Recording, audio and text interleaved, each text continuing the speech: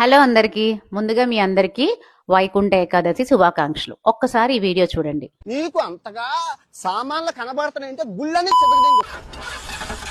ఆంజనేయ స్వామి ఆ గదని ఎక్కడ పెట్టాలో అక్కడ పెడతారు.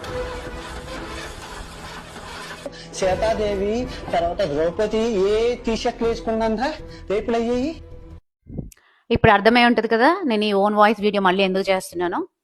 ఈ నా అన్వేషణ గడికి నోటికి ఎంత వస్తే అంత మాట్లాడుతున్నాడు. సీతాదేవికి ద్రౌపదికి రేపు జరగలేదురా యదవా, నా అన్వేషణ గడికి చెప్తున్నాను. అలాగే ద్రౌపదికి నిండు సభలో అవమానం జరిగింది కాబట్టి వాళ్ళందరికీ తగిన శిక్ష పడింది. మహాభారత్లో అందరికి తెలిసిందే అది. అలాగే రామాయణంలో సీతాదేవికి కూడా రేపు జరగలేదు, ఎందుకంటే ఆవిడని ఎత్తుకెళ్ళిపోయాడు రావణాసుడు. దానికి ఆంజనేయ స్వామి లంక మొత్తం తగలబెట్టాడు. అర్థమైందా?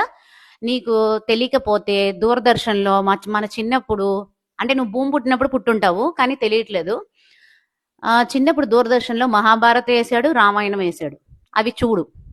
లేకపోతే నువ్వు సోషల్ చదివి ఉండవు, సోషల్ చదివితే నీకు తెలుస్తుంది. అలాగే హిందీ సబ్జెక్ట్లో కూడా ఉంటుంది, హిందీలో కూడా మహాభారత్ రామాయణం క్లియర్గా ఉన్నాయి, సబ్జెక్ట్స్ ఉన్నాయి కాబట్టి 7th 8th క్లాస్లోనే నేర్పించారు చిన్నప్పుడు.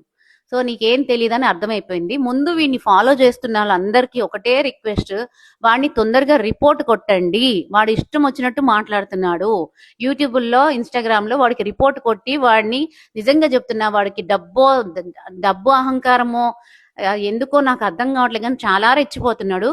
గరికపాటి నరసింహారావు గారిని కూడా నోటికి వచ్చినట్టు మాట్లాడాడు. అలాంటి విద్వాంసుల గురించి మాట్లాడే అర్హత వీడికి లేదు.